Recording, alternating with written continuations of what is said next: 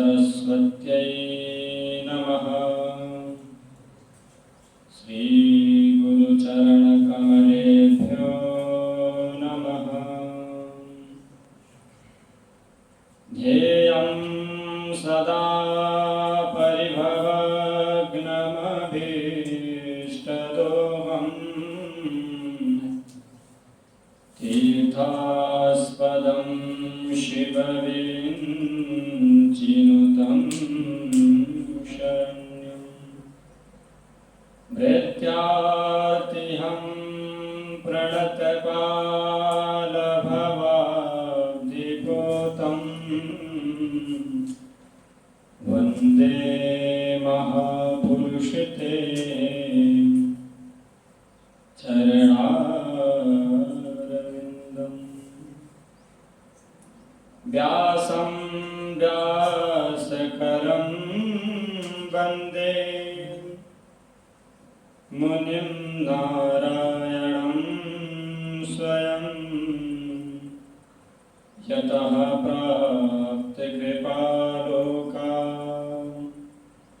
लोकामुक्ता कलेर्ग्रहा। श्रीधरं वन्दे श्रीधरैकपरायणं यस्यैव श्रीप्रसादेन श्रीधरेयं कृतिकृता।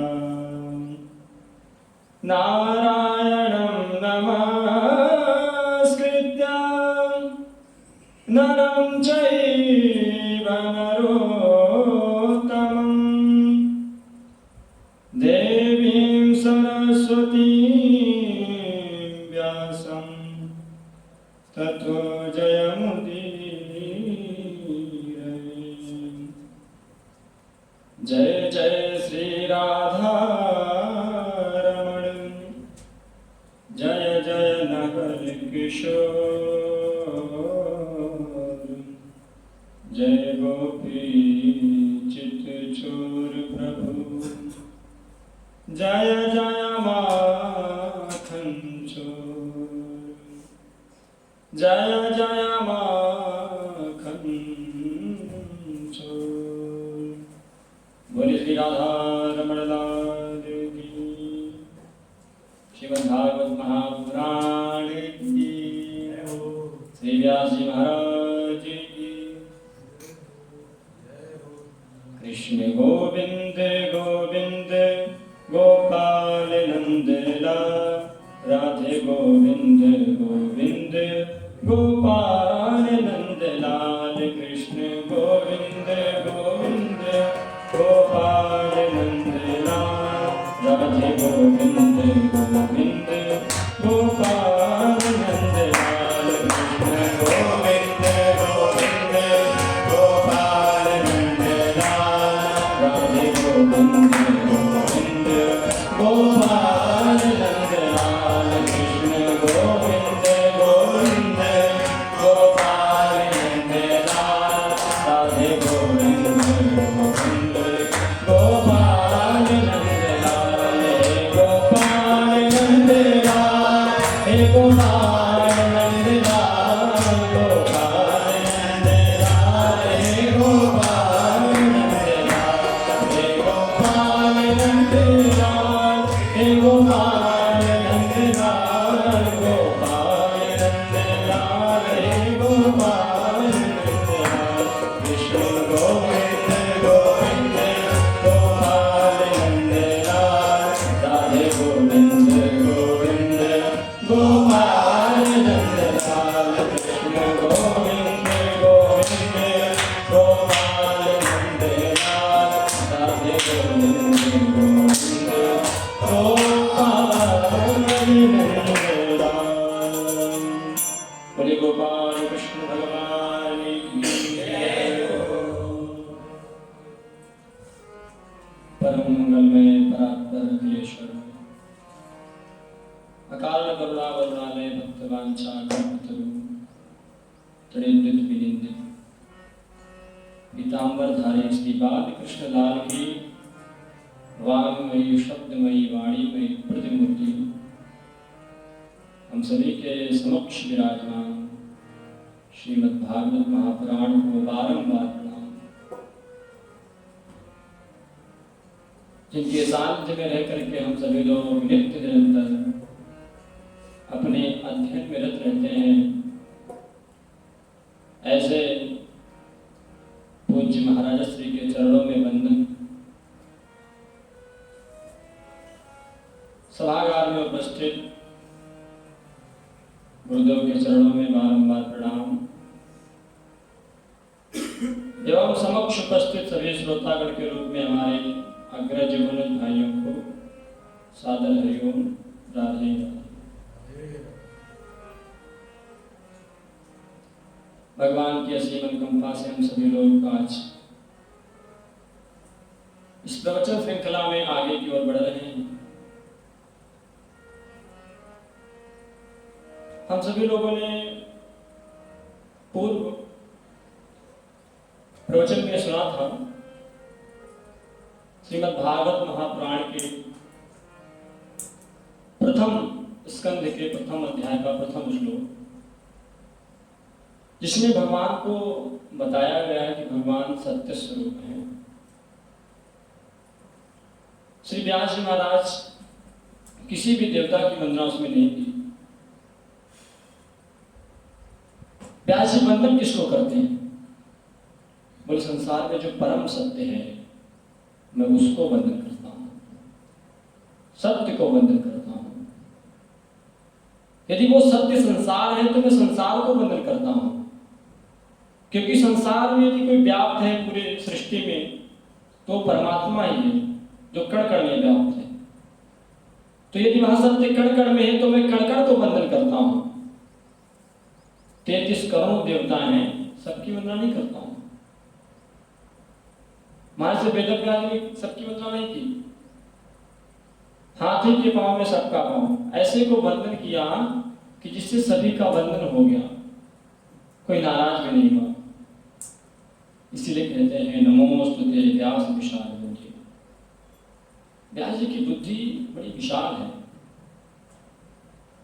देखो, सुंदर स्वरूप का होना, सुंदर शरीर का होना, सुंदर कपड़ों का होना जरूरी नहीं है, पर सुंदर मति का होना जरूरी है, सुंदर बुद्धि का होना बहुत जरूरी है। श्री अष्टावक्र जी महाराज सुंदर नहीं थे, 8 जगह से टेढ़े थे, पर बुद्धि अद्भुत थी उनमें, विवेक अद्भुत था।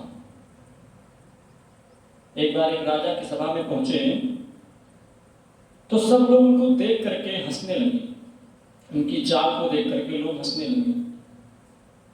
अष्टावक्र जी उठ करके जाने लगे तो राजा ने जाकर कहा, महाराज, अरे आप तो विद्वान हो, आप तो महात्मा हो और आप तो सब जानते हो, आपकी कोई निंदा करे स्तुति करे इससे विद्वानों को तो कोई फर्क नहीं पड़ता, आप उठ करके क्यों जा रहे हैं? अष्टावक्र जी बहुत अच्छी बात कहते हैं। अष्टावक्र जी कहते हैं कि वो मेले पर हंसते तो मुझे दोष नहीं लगता, मुझे कोई दिक्कत नहीं, मुझे कष्ट नहीं होता, लेकिन ये मेरी बनावट पर हंस रही है। राजन, मटके की बनावट की अवहेलना करना मटके की अवहेलना नहीं है, बल्कि मटके बनाने वाले की अवहेलना है। मटका बुरा है, मटका भोला है, मटका ऐसा है, मटका वैसा है, मटके को क्या फर्क पड़ता है? नहीं, लेकिन जिसने मटके को बनाया उसको जरूर फर्क पड़ेगा। राजन, मुझे इस बात का दुख नहीं है कि मैं मेरी कृति पे हंस रहे हैं, मुझे शरीर पर हंस रहे मेरे, मुझे इस बात का कष्ट है कि इसने मुझको बनाया, कोई बड़ी रीच करके बनाया है, ये लोग उसकी कृति पे हंस रहे हैं।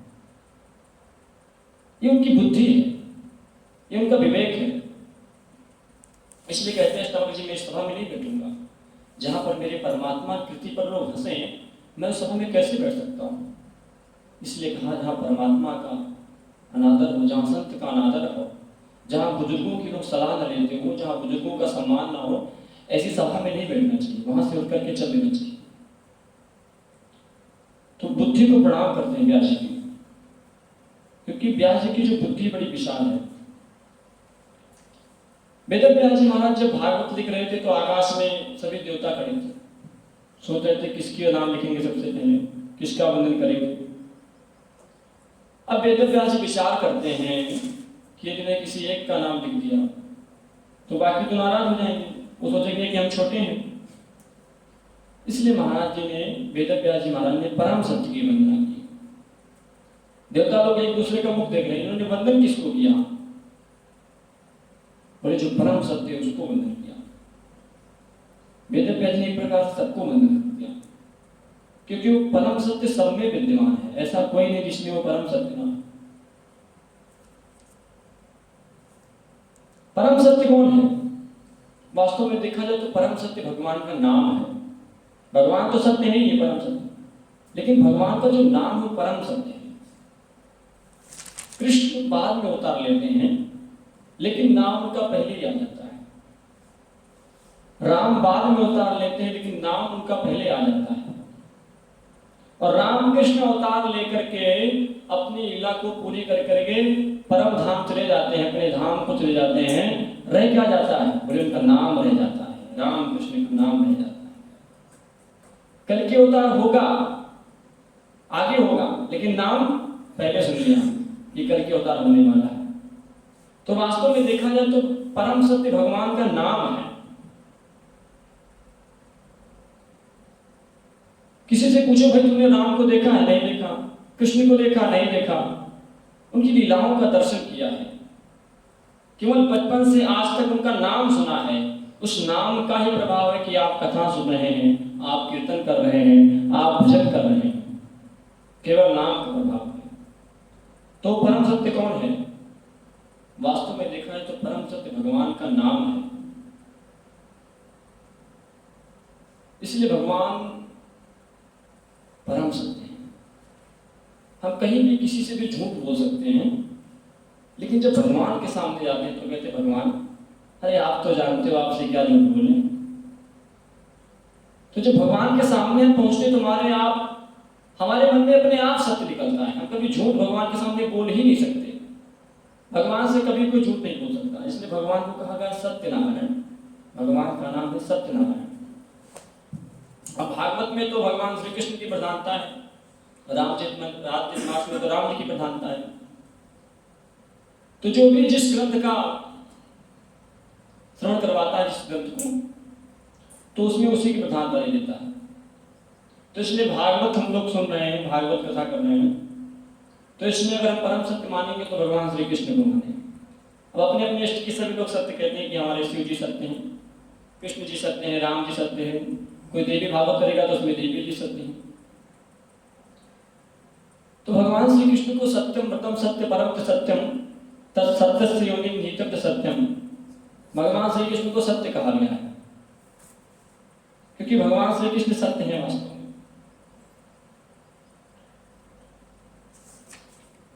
तो भगवान का नाम सत्यनारायण और भगवान का नाम सत्य, इसलिए स्वयं श्री कृष्ण ही देखा जाए तो सत्य ही है, सत्य के ही अवतार है। उसके बाद श्रीमद् भागवत महापुराण के द्वितीय श्लोक में हम सभी लोग प्रवेश करेंगे। धर्मः प्रोज्झित कैतवोऽत्र परमो निर्मत्सराणां सताम् वैद्यं वास्तवमत्र वस्तु शिवदम् तापत्रयोन्मूलनम्। श्रीमद्भागवते महामुनिकृते किं वा परैरीश्वरः सद्यो हृद्यवरुध्यते कृतिभिः शुश्रूषुभिस्तत्क्षणात्।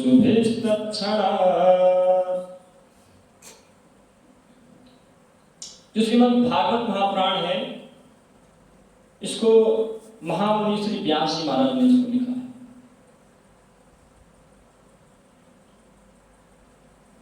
व्यास जी कहते हैं कि भागवत का विषय क्या है, भाई हम लोग क्यों सुन रहे हैं भागवत कथा, इसका मूल आधार क्या है। करती क्या है? हम लोग 7 दिन तक भागवत सुनेंगे और भागवत सुनने के बाद हमारे अंदर बदलाव क्या आएगा?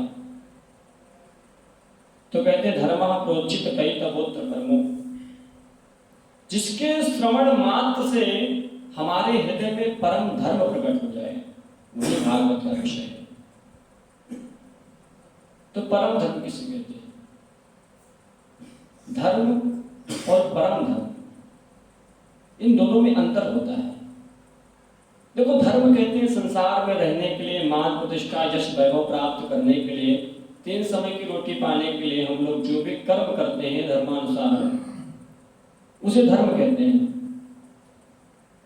आप लोग जो भी कथा कीर्तन पूजा पाठ इत्यादि के अलावा जो भी काम अपने घर गृहस्थी के लिए करते हैं, उसे धर्म कहते हैं। लेकिन परम धर्म क्या है?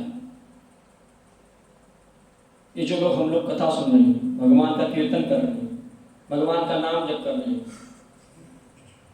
यज्ञ करवा रहे हैं, तो ये परम धर्म है। ये अपने शरीर के लिए नहीं कर रहे हैं, बल्कि अपने कल्याण के लिए कर रहे हैं, हमारा उद्धार हो जाए। धर्म हमेशा स्व कल्याण के लिए होता है, लेकिन जो परम धर्म होता है ना, ये आत्म कल्याण के लिए होता है। धर्म जीते जी हम क्या करें उसको प्रतिपादित करता है, और परम धर्म मृत्यु के बाद हमारा जीवन कैसा होगा, मृत्यु के बाद हम कैसे रहेंगे, उसके लिए प्रतिपादित होता है। भागवत हमको धर्म नहीं सिखाता। श्रीमद् रामचरितमानस हमको धर्म सिखाती है, लेकिन भागवत जो है परम धर्म सिखाता है। मानस आपको धर्म सिखाएगी। वो कहेगी प्रातः काल उठ के रघुनाथ था, मात पिता गुरु नामी माता। ये मानस आपको सिखाएगा कि बड़े भाई के साथ कैसा व्यवहार होना चाहिए, माता के साथ कैसा व्यवहार होना चाहिए, पत्नी के साथ संबंध कैसा होना चाहिए, यहाँ तक कि शत्रुता कैसे करनी चाहिए। ये सब कुछ आपको मानस सिखाती है, आपको रामायण सिखाएंगे। लेकिन श्रीमद् भागवत की कथा जीवन जिए कैसे, ये नहीं सिखाएगी।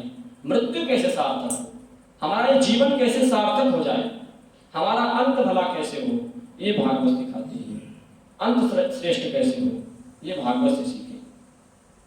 इसलिए यहाँ पर लिखा है धर्म प्रोचित कयितवोत्र परमो, परम धर्म सिखाती है भागवत। दूसरी बात, ये तो था विषय। अब भागवत का अधिकारी कौन है?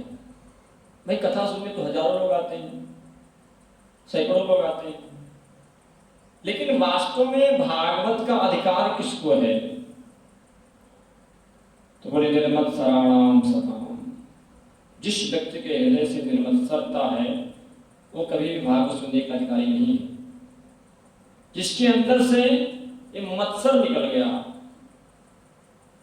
मात्सर्य दोष निकल गया, वही भागवत सुनने का अधिकारी है।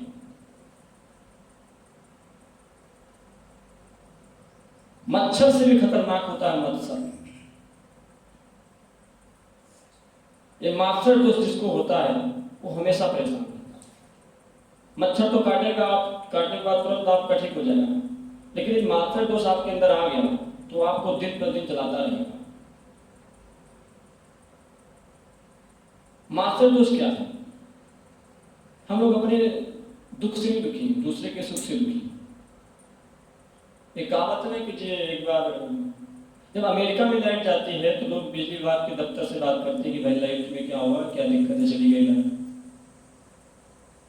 जब रूस में लाइट जाती है तो भी लोग तारवाचक करते हैं कि क्या दिक्कत हो गई। लेकिन जब भारत में लाइट जाती है तो लोग दूसरे घर में झांक करके देखते हैं। जब वहां लाइट नहीं होती तब चैन की सांस लेते हैं, हाँ ठीक है। अगर वहां लाइट दिख गई तो बहुत परेशान हो जाते हैं। तो इसे मात्सर्य दोष कहते हैं। हम अपने दुख से नहीं दुखी हैं, दूसरे के सुख से दुखी हैं। और जो दूसरे के दुख से दुखी है और जो दूसरे के सुख से सुखी है वही सच्चा साधु है। तो कथा तो हजारों लोग सुनने के लिए आते हैं, यहां बैठकर कथा तो बहुत लोग सुन रहे हैं, पर कथा किसको सुना रही है? कथा किसको स्वीकार करनी, ये बड़ी बात है। मंदिर में भगवान के दर्शन करने तो बहुत लोग जाते हैं, बहुत भीड़ होती है। भगवान को तो सब देखते हैं, पर भगवान किसको देखते हैं, ये बड़ी बात होती है। कथा उसी को स्वीकार करती है जिसके हृदय में मास्टर दोष नहीं है। इसलिए निर्मल सर्व वैद्यम वास्तवमत्र वस्तु शिवदम तापत्रयो। श्रीमद् भागवत क्या कराते हैं? बोले हमारा श्री कृष्ण के साथ, कन्हैया के साथ हमारा नाता जोड़ देती है। कैसा नाता? बोले शिवदम शिवम कल्याणम ददाति शिवदम, कल्याणकारी नाता। क्योंकि कृष्ण कथा कल्याण करने वाली है। तापत्रयोन्मूलनम, 3 प्रकार के तापों का उन्मूलन करती है भागवत कथा। 3 प्रकार के तापों को नष्ट कर देती है, आध्यात्मिक ताप, आदैविक ताप और आदि भौतिक ताप। इन तीनों तापों को नष्ट कर देती है श्री कृष्ण कथा। श्रीमद् भागवते महामुनि कृते किं वा परेरीश्वरः सद्यो हृद्यवरुध्यते त्रिकृतभिः शुश्रूषिभिस्तच्छना। वेदव्यास जी महाराज महामुनि, इनके द्वारा रचा हुआ यह ग्रंथ अगर कोई पढ़ ले, अगर कोई सुन ले, तो उसे दूसरे शास्त्र की क्या आवश्यकता है? हमारे पास इतना अच्छा शास्त्र, इतना श्रेष्ठ शास्त्र हमारे पास है, तो हमें अन्य शास्त्रों की क्या आवश्यकता है? जिस कथा को सुनने की इच्छा मात्र से हमारे हृदय में हरिश्चित्तम समाचरे, हरि हमारे हृदय में आकर के विराजमान हो जाते हैं, ऐसी भागवत की कथा को हम बारंबार प्रणाम करते हैं। भाई यदि 7 दिन तक आप कथा सुन रहे हैं तो आप बड़भागी। यदि हम 7 दिन तक कथा नहीं सुन पाए और हमने केवल मन में विचार किया, चलो कोई बात नहीं, कथा हो रही है, सुनाते हैं, तो केवल आपने घर में ही सोचा कि चलो वहां कथा हो रही है, आज सुनने चलेंगे, तो ऐसा विचार करने मात्र से कहते हैं ठाकुर जी आपके हृदय में प्रकट हो जाते हैं और विद्यमान हो जाते हैं, हरिश्चित्तम समाचरे। तो ऐसी कथा को आप लोग नित्य निरंतर श्रवण कीजिए और भगवान का कीर्तन कीजिए। इसी बात को कहकर के मैं अपनी वाणी को विराम करता हूँ। आइए हम सभी लोग भगवान के श्री हरिनाम संकीर्तन से जुड़ते हैं। कृष्ण गोविंद गोविंद गोपाल नंद लाल, राधे गोविंद गोविंद गोपाल नंद लाल। कृष्ण गोविंद गोविंद गोपाल नंद लाल, राधे गोविंद गोविंद गोपाल नंद लाल। कृष्ण गोविंद गोविंद